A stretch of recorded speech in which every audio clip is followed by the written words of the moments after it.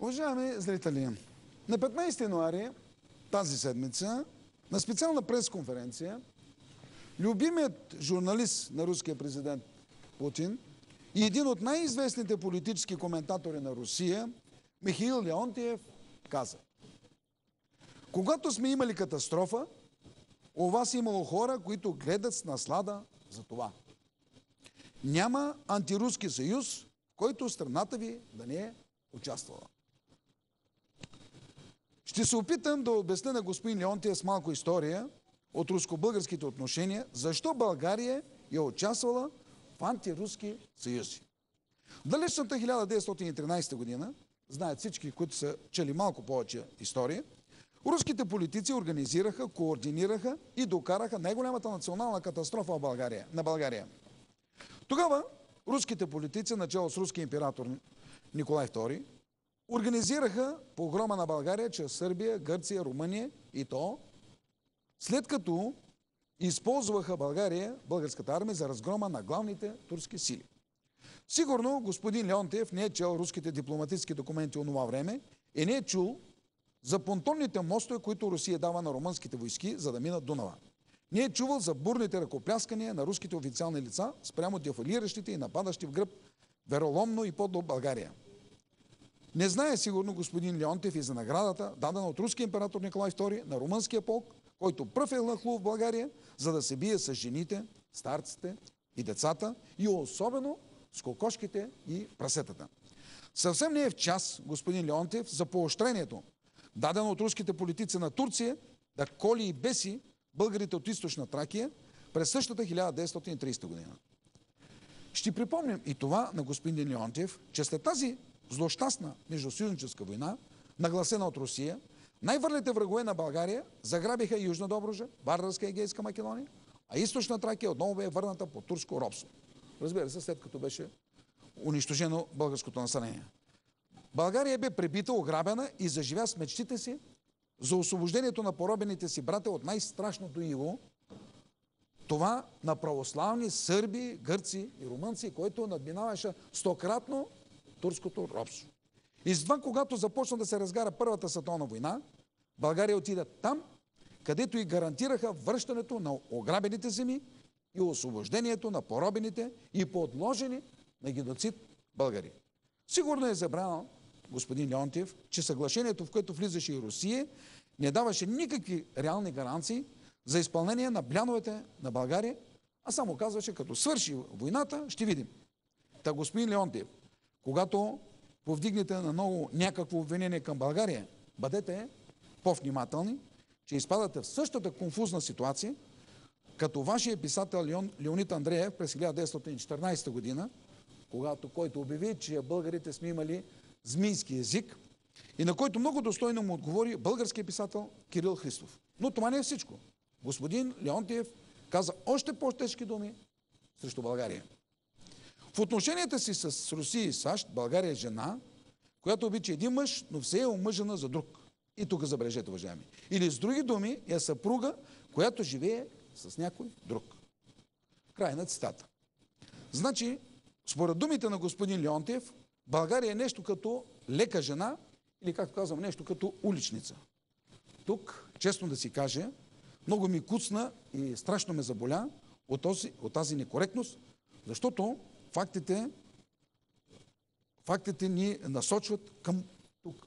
Тези факти ни насочват към поговорката: крадецът вика, дръжте крадеца. България е била лека жена. Такава обида към нашето отечество отдавна не бях чул. Затова реших да отговоря на господин Леонтиев в неговия стил с термини от семейния живот и семейните отношения.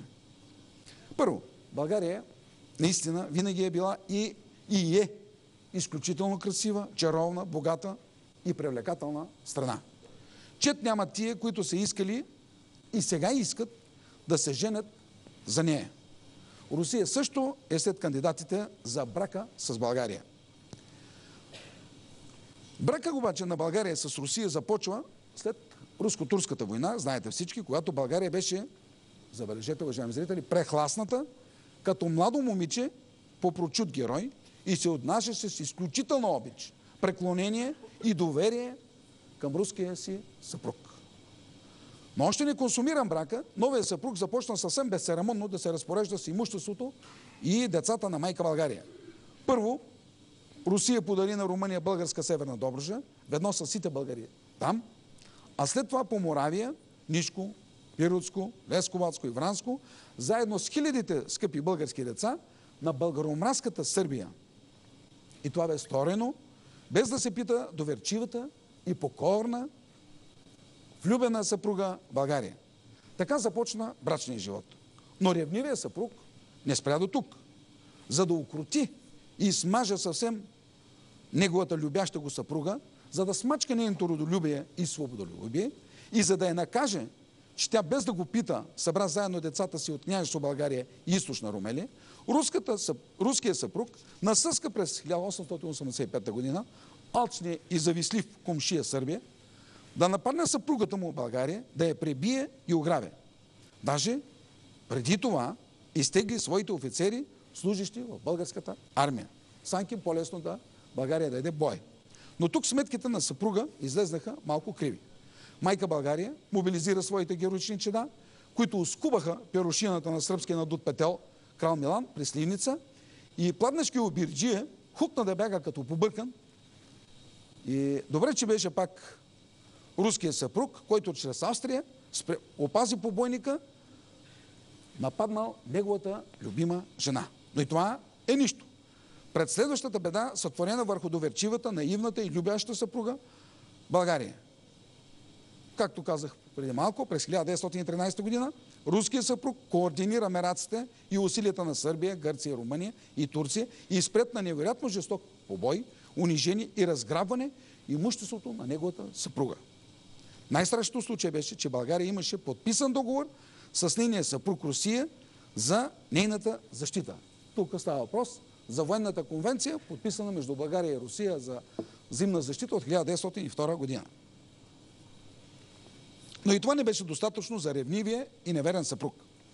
През 1916 година той изпрати войските си в Добруджа и на Солунския фронт да помагат на враговете на България в пребиването, смазването й и изтриването й от картата на Балканите. Да смажат България, която вече не се доверяваше толкова наивно след побоищата на своя съпруг. Тук даже и Вазов не издържа, па се провикна. О, руси, о, братя славянски, защо сте ви тука? Защо сте дошли на полята балкански? Немили, неканени гости, прощайте. Нека спрем до тука с пикантните истории от семейните отношения между Русия и България, които показват съвсем ясно, че виновният съпруг, с думите на господин Леонтиев, иска да очерни вярната и предана съпруга, която в замяна на своето безгранично доверие към него е получила побоища, грабежи, интриги, разпиляване на имуществото и геноцид към скъпите й деца България. Скъпите й деца. България загуби близо половината от своите територии и над 2 милиона нейни чеда бяха поробени. А сега господин Леонтиев упреква България, че била невярна жена. На какво основание бихме казали господин Леонтиев? При такива случаи неверният съпруг, ако иска помирение, гледа да поправи грешките си и да заслужи ново доверие. А Русия какво прави днес? Продължава да толерира враговете на своята съпруга. Първо, извадете градата от своето око, преди да гледате в сламката в окото на България.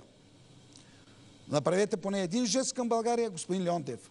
Например, спрете да подкрепяте този идиотизъм, македонизма и неговите пропагандатори, които и вие самите ги знаете, че са най-долни отрепки. Както се казва в поговорката, погледни ме с едното око, за да погледне и с двете. Или, ако не можеш да направиш добро, то поне не причинява и зло. За да получиш любов, трябва да раздаваш любов. И накрая, господин Леонтиев, една българска поговорка за вас. Голям зала хъпни, голяма дума не казвай.